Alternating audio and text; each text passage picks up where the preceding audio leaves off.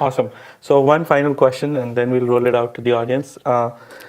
Could you give 3 book recommendations? I know you read a lot, but I'm only going to ask for top 3, and they have to be other than Poor Charlie's Almanac and the Buffett biographies for the folks in your audience here as well as on YouTube.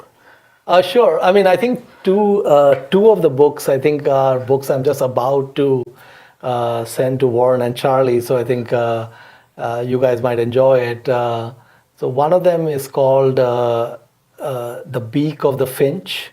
I think Jonathan Weiner is the name of the author. It's a very old book. I think it came out 24 years ago. I don't know if you guys have read Charles Darwin related. Yeah. So I was fascinated by the book. I think that it's talking about a couple of researchers that spent about several months a year on one of the very small islands in Galapagos.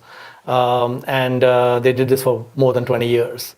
And to their surprise, they saw evolution in real time, which something Darwin didn't see. So I think that's a great book, unrelated to investing, but I think it's a great read. And then the second one is a book called Am I Being Too Subtle? And that's a book by Sam Zell. And some of you might have heard of Sam Zell. And this book, I think what I would recommend is to listen to it rather than read it. So it's a good way to kill time on the Bay Area expressways. It's in his own voice, right? Yeah, it's in his own voice. It's in his kind of raspy Sam Zell voice. Yeah. And so I've been listening to it in my car, and I think there are a lot of lessons. There are a lot of lessons for investing and operations and culture and so on. And Sam is very candid in your face about the sharing, and so I think that's another good book. And the third one, which I'm rereading, and I'm learning a lot from, is the other biography on Charlie Munger, Damn Right. So I know you said don't go there, but Damn Right came out probably 17 years ago. Yeah. And there's a lot of good stuff in there in terms of some of the different things, especially some of the evolution Warren and Charlie went through from buying cheap assets to focusing on better businesses and such. So I think there's a lot of lessons there. And also there's a lot of lessons about, in many ways, I think Charlie Munger got dealt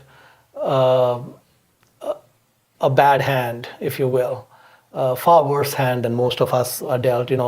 He had to deal with the death of his 9-year-old son.